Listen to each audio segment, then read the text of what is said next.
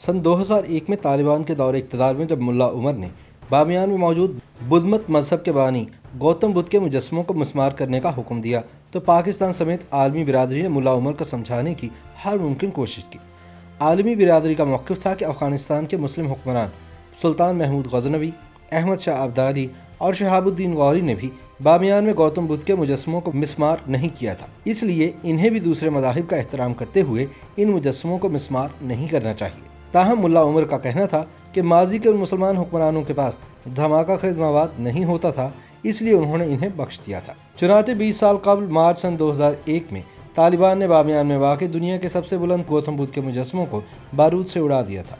Bamiyan के मुजस्समों को मिस्मार करने का सिलसिला 2 मार्च सन 2001 से शुरू हुआ और कई हफ्ते तक जारी रहा। पहले इन पर एंटी एयरक्राफ्ट गन से फायर किए गए, फिर इन पर टैंक के गोले दागे गए। तालिबान के वज़ीर इत्तलात कुदरतुल्लाह जमाल का कहना था कि यह काम इतना आसान नहीं, इन मुजस्समों को सिर्फ गोलाबारी से नहीं गिराया जा सकता था। इसकी वजह ये थी कि वो चट्टानों से जुड़े हुए थे और तालिबान को इनके निचले हिस्से में एंटी टैंक सुरंगें रखकर इन्हें कमज़ोर करना पड़ा, जिसके बाद इन पर तोपें चलाई गई। फिर मुजस्समों के चेहरों में सुराख करके इनमें बारूद भरकर तबाह किया गया। याद रहे कि अफगानिस्तान में तालिबान हुकूमत के अमीर मुल्ला मोहम्मद उमर ने फरवरी सन 2001 में गौतम बुद्ध के मुजस्समों को मिस्मार करने का ऐलान किया था। तालिबान हुकूमत को तस्लीम करने वाले पाकिस्तान, सऊदी अरब और मुत्तहिदा अरब अमारात समेत OIC के तमाम अरकान ने इस ऐलान की मजम्मत की और पाकिस्तान ने इस हवाले से तालिबान से मुज़ाकरात भी किए। अफगानिस्तान में पाकिस्तान के साबिक़ सफ़ीर सैयद इब्रार हुसैन ने अपने तजुर्बात, मुशाहिदात और मुलाकातों पर मुश्तमिल किताब मुल्ला उमर से अशरफ गनी तक में लिखा है कि सन 2001 का मौसम बहार था और पाकिस्तान में जनरल मुशर्रफ की हुकूमत को आए हुए 1.5 साल भी पूरा नहीं हुआ था। तालिबान ने बामियान में गौतम बुद्ध के मुजस्समे तोड़ने का ऐलान किया था और बैनुल-अक़वामी तौर पर यह मसला काफ़ी अहमियत इख्तियार कर गया था। कंधार में पाकिस्तान के वफाकी वज़ीर दाखिला मोइनुद्दीन हैदर और मुल्ला मोहम्मद उमर की मुलाकात का जिक्र करते हुए वो मज़ीद लिखते हैं कि मोइनुद्दीन हैदर ने मुल्ला उमर को इस्लामी तारीख़ के हवालों के साथ कहा कि सुल्तान महमूद गज़नवी जैसे बुज़शिकन बादशाह ने भी बामियान के मुजस्समों को छोड़ दिया था। इसी तरह गौरी और अब्दाली वगैरह ने भी इन मुजस्समों को कुछ न कहा, तो यकीनन कोई ना कोई हिकमत अमली थी जिसने 1400 साल तक मुसलमान हुक्मरानों को बामियान के मुजस्समे तोड़ने से बाज रखा।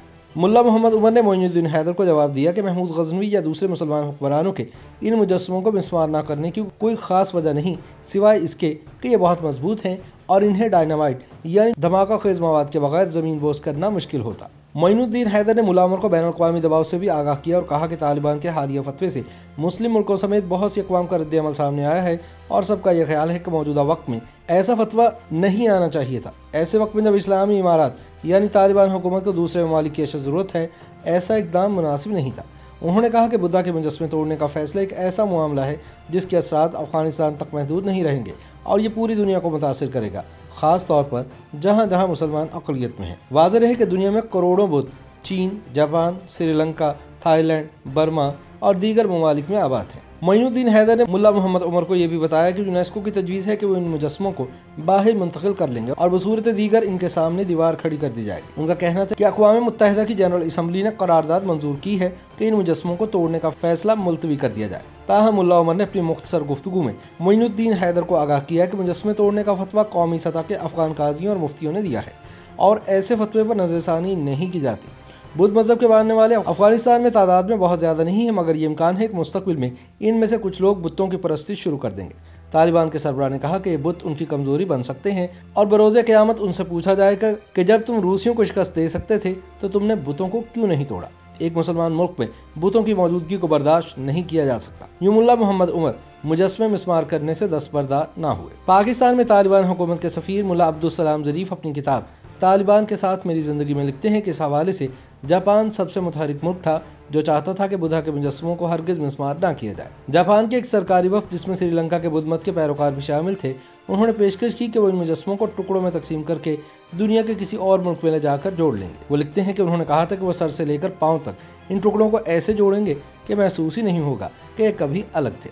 जापानियों ने तालिबान को बताया कि इनके अजदाद का बुद्ध मज़हब रहा है और वे इस वर्षे को महफूज रखना चाहते हैं, लेकिन उस वक्त की अफ़गान हुकूमत ने कहा कि ये बातिल मज़हब है और जब इन्हें इस्लाम की सूरत में एक सच्चा दीन मिल चुका है वो इनकी पैरवी क्यों नहीं करते। अफ़ग़ानिस्तान पर इत्तेहादी अफवाज के हमले और तालिबान हुकूमत के खात्मे के बाद अक़वाम मुत्तहिदा के इदारे यूनेस्को ने सन 2003 में वादी बामियान को आलमी वर्सा करार दे दिया, जिसके बाद दुनिया भर से माहिरीन आसार कदीमा ने यहाँ का रुख करना शुरू कर दिया। تاہم یہاں پہنچ کر ماہرین کو صرف 2 دیو ہیکل خالی غار ملے جو شکستہ مجسموں کے ٹکڑوں اور ان بارودی سرنگوں سے بھرے پڑے ہیں جو پھٹ نہیں سکی تھی۔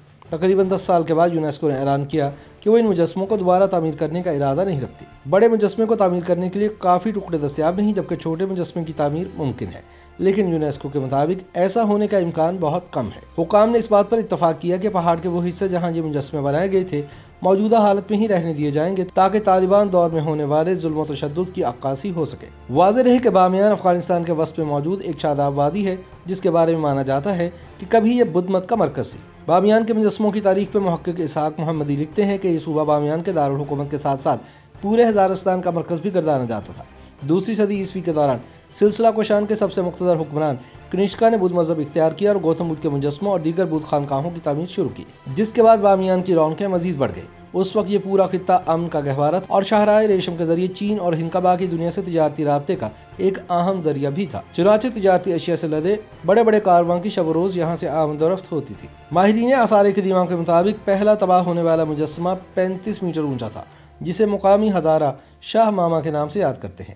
اس کی تعمیر کا آغاز 2 صدی عیسوی یعنی کنشکا کے دور میں ہوا اور تکمیل 3 صدی عیسوی کے دوران ہوئی، جبکہ سب سے بڑے 53 میٹر اونچے مجسمے جسے سلسال کہا جاتا ہے اس کی تعمیر 4 اور 5 صدی کے دوران ہوئی۔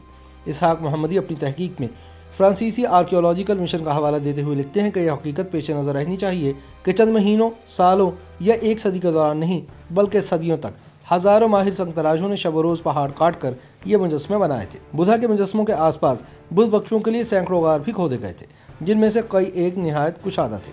ان کی باقیات بعض غاروں میں اب بھی موجود ہیں، خاص طور پر دونوں بڑے مجسموں سے متصل گنبد نما کشادہ کمروں کی دیواروں اور چھتوں پر رنگین نقش نگاری موجود ہے، تاہم یہ مجسمے تاریخ کا حصہ بن چکے ہیں۔